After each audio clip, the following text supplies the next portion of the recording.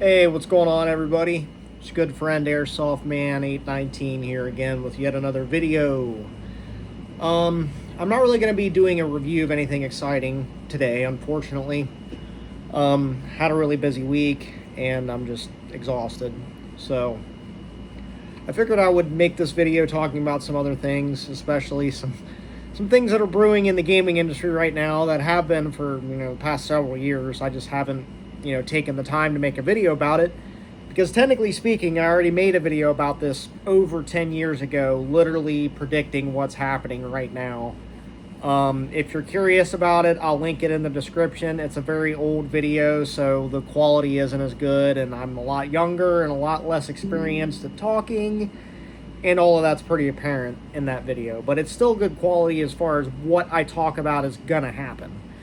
But to sum it up for you guys who don't feel like going back and watching a video that's over a decade old, is that in that video I basically stated that game consoles as we knew them at that time would not exist soon. And that has pretty much happened. It's not that game consoles don't exist. They do. Just not in the sense that people my age remember. You have to keep in mind that I'm 31 years old this year. So, I'm a millennial. And at this point, there's 2, 3 generations after me, maybe more. I don't know. I don't keep up with generational numbers and stuff like that. But there's at least 2 generations that came after me, if not 3 or 4 at this point. So there's a lot of people out there now who are either adults or close to becoming adults that have literally never honestly even experienced gaming the same way that I did. And that is having a console that is essentially offline, that you use physical games, insert the game into the console somehow, whether it's a memory card, a cartridge, a disc, whatever. You insert the game into the console and you play it. And you can do that at any time, infinite amount of times, forever. Whether the product you're using, the console you're using, is still supported by the company that made it or not. That is not the climate we are living in now. We are living in the exact climate I described in my video 10 years ago, where all consoles are basically computers without disk drives that connect to the internet, and you either download your games or you stream them, and that console is only useful for as long as that company wants to support it. I'm sorry, I'm using my computer monitor as an extra light, and apparently I've got my screen dimming set to dim after 30 seconds, which I don't know why. I had this set to wait an hour at least before it turns off, but I don't know. So, and honestly, you're forced to make a decision. Do you want to accept the new normal and just go along with it? Or do you want to just put a cap on your gaming generations and not game past a certain generation? And the last generation of consoles that was the way that, we grew up was the Xbox 360 and the PS3. And with people my age obviously getting into the 30s, mid 30s, early 40s, those consoles are going to become a lot more valuable and a lot more sought after. It's already starting to happen. 360 games are going for far more than they did 5 to 8 years ago. And it's because of what's going on with consoles now. Valve literally just announced the prices for the new Steam box. It's hilarious because I made a video about this 10 years ago too, but it's gone, about when Valve did the whole Steam machine the first time, when they were trying to license out the specs to all these different manufacturers, and they had one that was a Core i3 all the way up to an i7, and they expected these 2 products to somehow share a market. I don't know, but the way I will say that is, as far as the physical console and how it's made, Valve went about that all correct. They're doing it all themselves. It's one centralized console that comes in different bundles, one without they have a bundle without a controller. That's what I'm about to get to. Is the base model Steam machine, Valve's new console, PC hybrid, whatever you want to call it, the launch price is $1,049. That is with a half a terabyte of memory, 512 gigabytes, and I think 16 gigabytes of shared RAM. I can't remember. It's a very similar setup to what the Xbox One X series and the PS5 is. I do think it is a little bit more capable in some aspects, and obviously being a Valve device, it's got more, modification capabilities. You can personalize it more, change things out, do stuff like that. But $1,000 for what's, and honestly, supposed to be a game console at the end of the day. And Microsoft just announced that in August they're raising the price of the Xbox X Series again. So the X Series, the 1 terabyte X Series, with the Blu-ray drive, I think is either $750 or $800 for a game console. Are you all on freaking crack? Half the people that are buying these are kids and teenagers. For real. And it's like, I understand that, the cost is driven by the market. There's a memory shortage right now, blah, blah, blah. Okay. All of this is manufactured. None of this is actually happening. Okay. This is price gouging by the corporations at its finest. They want to squeeze every last dollar out of you until you have nothing left, to the point where you are subscribing to everything you own. You no longer own any of it. You pay a subscription fee every month to have permission to use it. That's where they want us all to be. And it's not something I'm going to take part in. And I've been a competitive Call of Duty player, and you guys can laugh at this if you want. I know Call of Duty's became a laughing stock these past few years. I still love the game for what it used to be and what it's supposed to be. I understand that Call of Duty has fallen off really hard. As a big Call of Duty fan, I'll be the first to admit it. And honestly, the fall off of Call of Duty has been going on for the past, 12 to 13 years. I remember when Call of Duty Ghosts came out and playing it and looking at it like, what is this freaking turd? And it's like, ever since then with Call of Duty, it's like they'll make one good game for every 3 bad ones. And I've skipped several of them. I skipped Infinite Warfare. I didn't play Infinite Warfare. I skipped Black Ops 4 because I'm just freaking against making 4 of the same Call of Duty game. I'm against it. I believe there is a 4-game curse.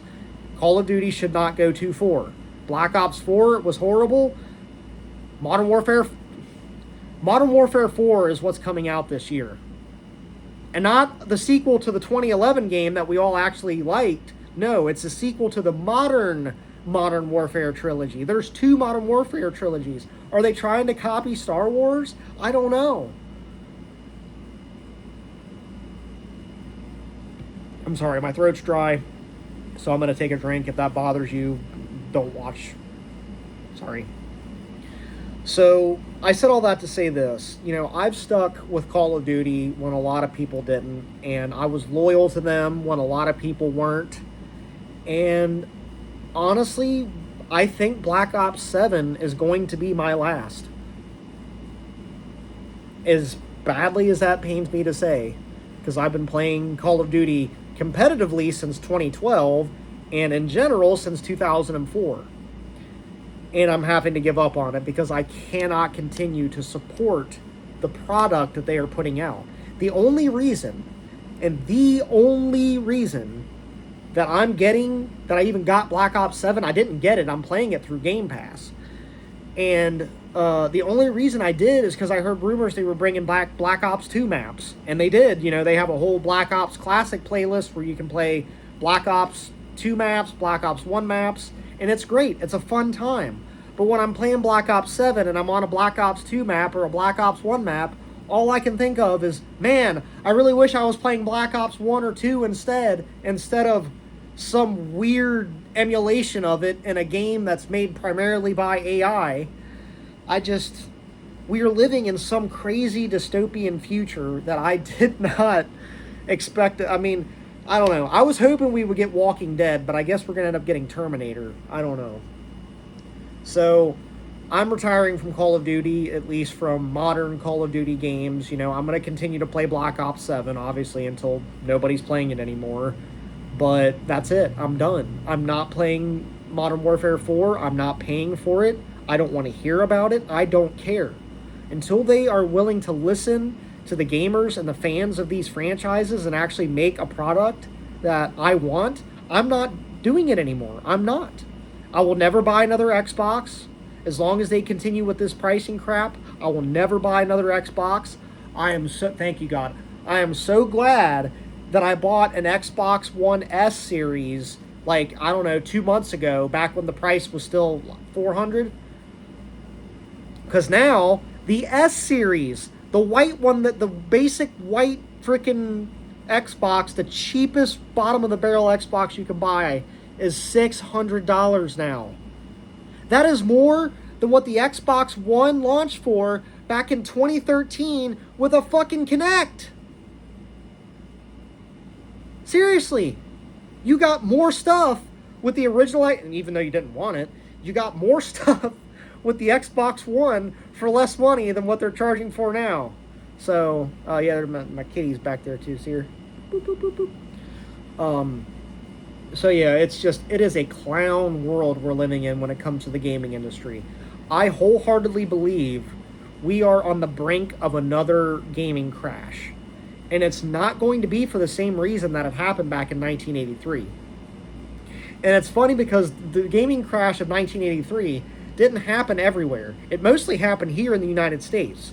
If you go to Japan, where, you know, gaming was pretty much invented, and ask a Japanese dude, hey, you remember, you know, an older Japanese guy, obviously, hey, do you remember the video game crash of 1983? And they're going to look at you like, what's this crazy American SOB talking about? Because it didn't happen there. You know, they literally released the Famicom in Japan in 1983, and it was a huge success. The issue with the gaming crash in 83 and why it happened was due to an oversaturation of the market, okay? You had so many consoles out competing with each other in 1983. You had the Atari 2600, which was still being made, competing with its company's own console, the Atari 5200, which was supposed to be a generational upgrade from the 2600. So you have the 2600, the 5200, the Intellivision, the ColecoVision, the Bentley CompuVision, which was a really cheap plug-in Pong console, but they sold a lot of them. So there's 5 consoles right there. I guarantee you. The Magnavox Odyssey 2, there's another one. You chime down in the comments. I name another second-generation console. The second generation of consoles in this country was way oversaturated. And the issue is game licensing wasn't the way it is now. Anybody could pretty much make games about anything. So basically what all the competitors were doing were just taking the original Atari games and remaking them with some slight tweaks and saying it was original game. So you had an oversaturation of not just consoles, but really low quality games. And that is why the 83 crash happened. People were so tired of getting scammed by a bajillion consoles and a bajillion, you know, crappy games that they stopped buying them. They were literally almost giving away Ataris by the end. And of course, the 5200 being a horrible console also helped with that. But the crash that we're currently about to see has nothing to do with oversaturation, which I honestly believe is still kind of becoming an issue again with, you know, the Xbox ROG Ally, the Steam Deck, the Switch 2, you know, you've got the PS5, PS5 Pro, you have the Xbox X Series, 1 terabyte with the disk drive, you have the Xbox X Series all digital without the disk drive, you have the S Series 512 gig, you have the S Series 1 terabyte. You know, I can sit here and name off a whole bunch of consoles that are being made right now. So, you know, oversaturation is an issue, but it's not the issue. The issue is pricing. They are literally pricing gamers out of the market. You know, and the thing about it is, if gamers are already the type of people, and I am a gamer, so I'm not being, you know, prejudiced or anything like that. Most gamers are not rich. Okay? That's why they spend a lot of their free time playing video games. If they had enough money to travel the world, they would probably be out doing that. But instead, we choose to stay at home and travel these imaginary worlds in our video games because it's cheaper and we can do what we want. So the average person with a minimum wage job or slightly above minimum wage job, they're not going to be able to afford a $1,000 console. So you're literally pricing out your demographic. It's corporate suicide. It's you're bankrupting yourself. And honestly, until we get a hold of these RAM companies and hold them accountable for the blatant and, quite frankly, at this point, illegal price gouging, until they are held accountable like they were back in the day, nothing's going to change. This is the new reality that we live in when it comes to gaming.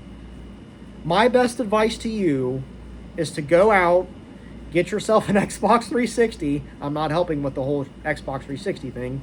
Get yourself an Xbox 360, a PS3. I hate that I'm saying this, but a Wii, a Game Boy, an original Xbox, a PS2, a GameCube, N64, Atari 5200, CompuVision, ColecoVision, and Intellivision. Go out and get yourself a console that plays real games, that fits your preference, and just hold on to it until this crap is over. Because I promise it's only going to get worse. I'm retiring from Call of Duty. That's how you know it's bad. I'm one of the people that stuck around way longer than I should have, but I'm done. And I'm pretty much done with modern gaming in general. I'm definitely going to invest more, time and money and my YouTube channel into retro gaming. I do have a couple PC gaming related things I'm going to do just because it's been a while, and I do have people that like watching my channel for, PC, more modern gaming stuff. But I just wanted to get on camera and rant a little bit about this issue. I'm really tired. I didn't feel like filming a proper review today, so I figured if I could just sit in a chair and talk and post it, it would be better than not posting anything.